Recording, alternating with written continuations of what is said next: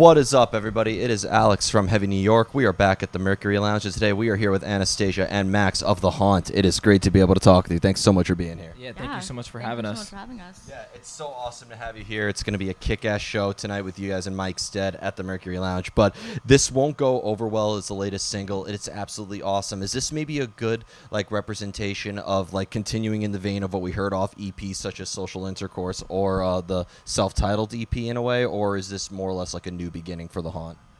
I think that it's a combination. We try our best to constantly evolve.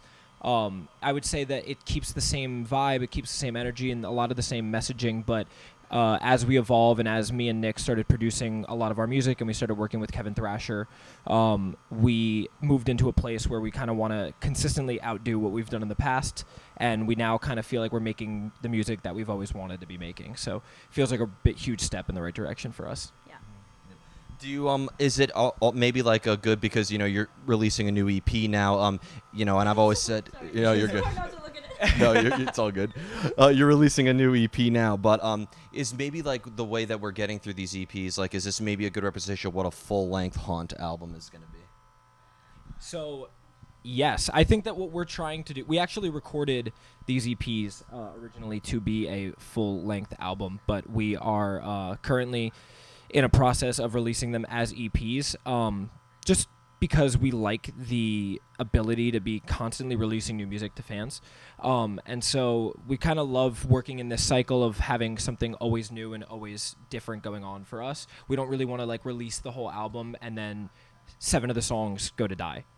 We want every song to get its own special light, and so the best way that we figured out to do that right now is to release them as EPs. So that's kind of what we're doing. But if you wanted to know what a full-length album from The Haunt would sound like, it would be if you combined these next 2 EPs together. Well, I mean, when I listen to a track such as I'm Not Yours or Love You Better or Make Me King, it almost seems like there's a lot of different emotions that go behind a song by The Haunt. Is every song more or less a emotional representation of what you all are feeling at that time, or is this more or less distancing from your own personal self? It's to a T what's going on in our lives. So we both write our own songs, and then we'll come together and write some together, but mostly we write our own songs about our own lives, and it's exactly what is if you're our friend and you know what's happening in our life. Sometimes it's almost funny how on the nose it is. It's just, there's nothing better than writing about exactly what you're feeling. So yeah.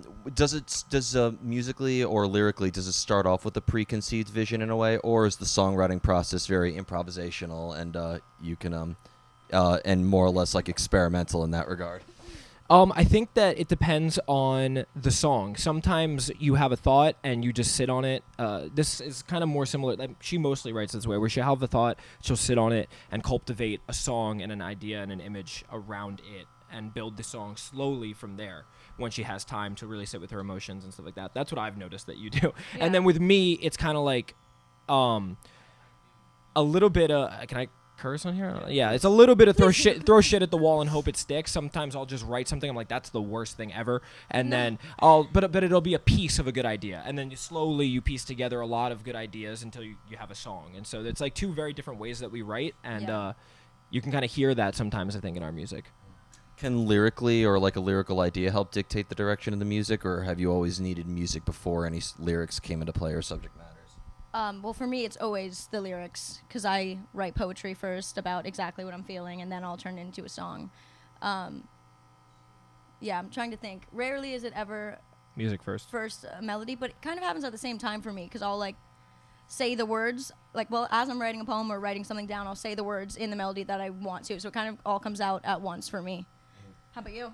I think for I think for me sometimes I do, because I am working on musical production a lot, and sometimes I'll hear a loop or a sample or even be messing around with a riff, and then I'll go and start recording it. I'm like, oh, this makes me feel this, and I have a little bit of a lyrical concept that fits with it, and it'll all come together at the same time. Kinda. Yeah. But that would, I guess, technically be the only time that music would come first for us.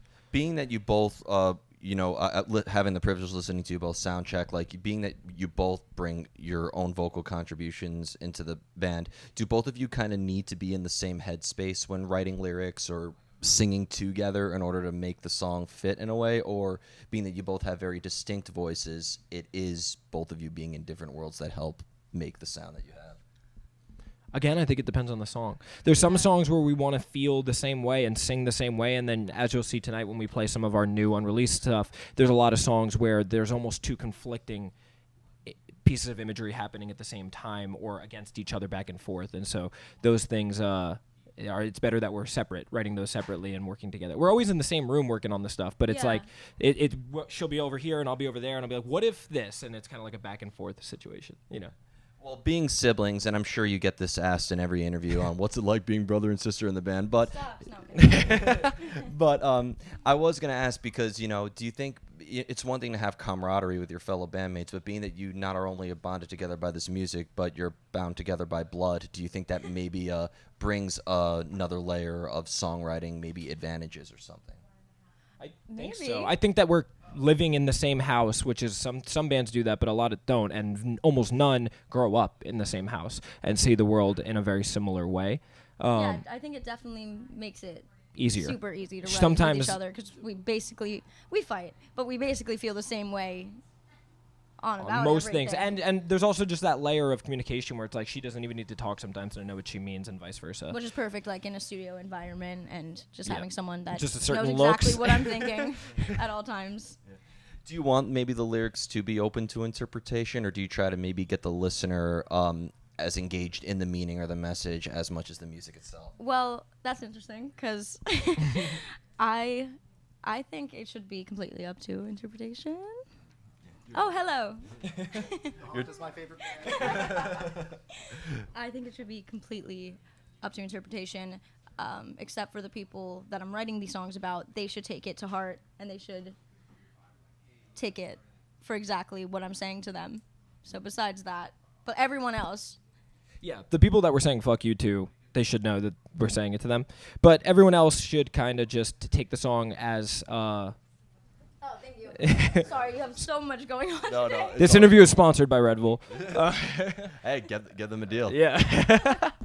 But yeah, like we'd like our songs. That makes sense. Like whoever I'm writing the song about, if it's like a heartbreak song, I want them to know exactly what I'm saying. But everyone else in the world, I want them to like apply it to their own life. Relate to it how they relate feel. to it what they're going through right now. It's almost both like very literal and metaphorical in that regard, right? Facts, exactly. Yep. And I have a few more questions for you, but being that the band was once called Anastasia Max before The Haunt, and I'm actually looking forward, being that I interview a lot of death metal bands, people are going to see like, oh my god, they interviewed the Swedish band The Haunted. Yeah. But do you think that going from Anastasia Max to The Haunt, that may have changed the band's identity or representation in a way, or a different meaning? We made that change when I was about 15. So it was really early on. We called our album name, our first EP is called The Haunt EP, even when we were Anastasia Max, and that was kind of, we knew that we were going to make that moving change. Into that, so we were like. But locally we were known as Anastasia Max, and it was hard to figure out when. And then when we got the it tours, was just a stupid name. It was kind of thrown together. Like I'm Anastasia, he's Max. Let's just throw shit together. Really, what happened was we were playing open mics so early on, and we wrote our names Anastasia and Max, and they just read it as Anastasia Max, and that's kind of how it came together. But then we were like, fuck it, we'll stick with it. We always wanted The Haunt.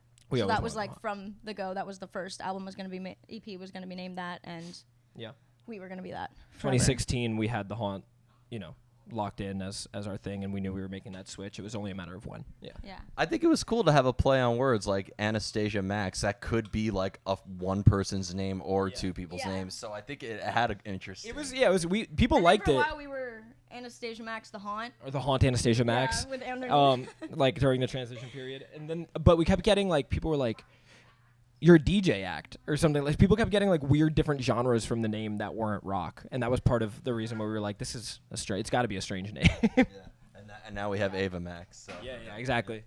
And before we go, I want to thank you both so much for your time today. Just you got this tour with Mike's Dead. Is there just anything else you'd like to promote for The Haunt in the near future with the new singles and new stuff going on?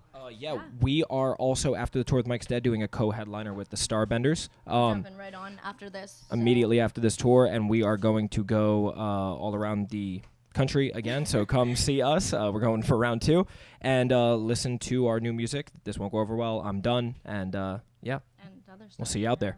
Perfect. Thank you so much. Got the endorsement. Everybody, we are here with The Haunt. New stuff coming very soon. This is Alex from Heavy New York, and we will see you next time. Peace. Thank you.